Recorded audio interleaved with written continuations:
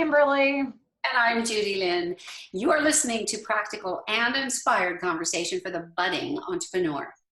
That's right. Today we are going to talk about how to take the next logical step in your business, how to know what it is, and how to get yourself moving forward. Sometimes it's difficult for entrepreneurs when they're just starting a business, or even if they've started one and they're trying to get to that next thing, and they are sort of stuck because they don't know what to do next. They see a vision for the future where they're a wild success, and that's great. Make sure that you have those vision plans so that you know where you're going. But somehow along the way, they're kind of stopped and they're stuck and they're not able to move forward, and what should they do and how can they get to that next step?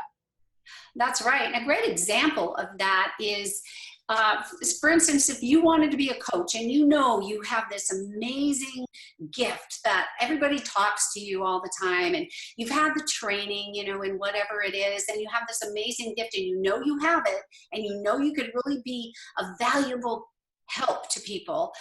But you don't know exactly how to go about getting the clients. You don't exactly know how to go about coaching.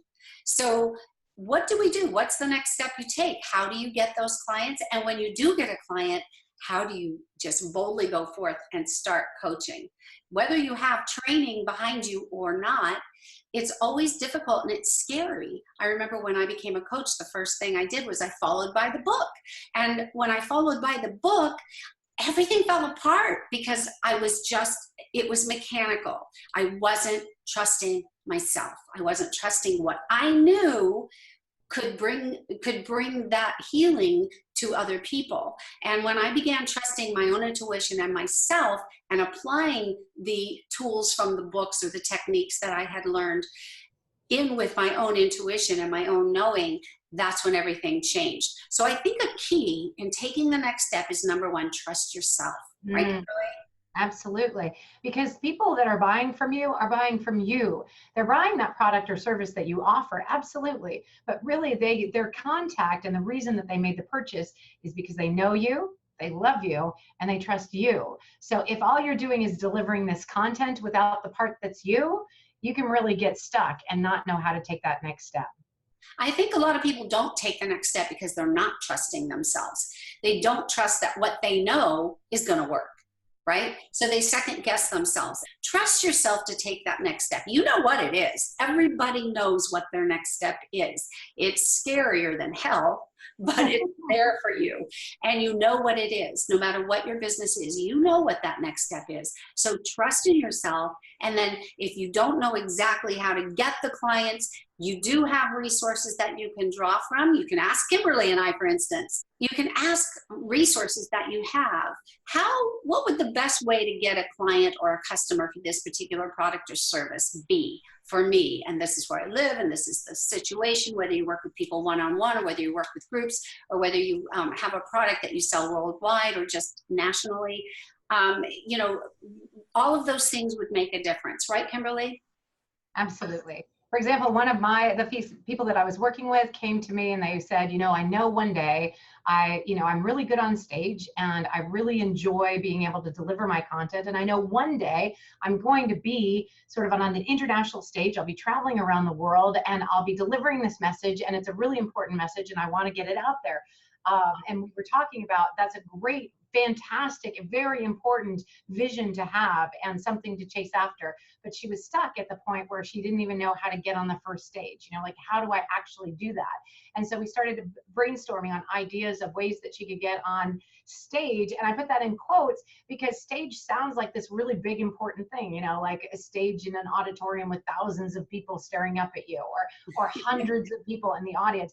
And it doesn't necessarily have to be. So we got her on stage at a Toastmasters event. And then we got her on stage at an event where she was speaking on somebody else's stage for a few minutes. And then we got her on stage where she just had a meetup where people were coming to listen to her talk about a particular subject. And there's a lot of smaller stages that you can get on.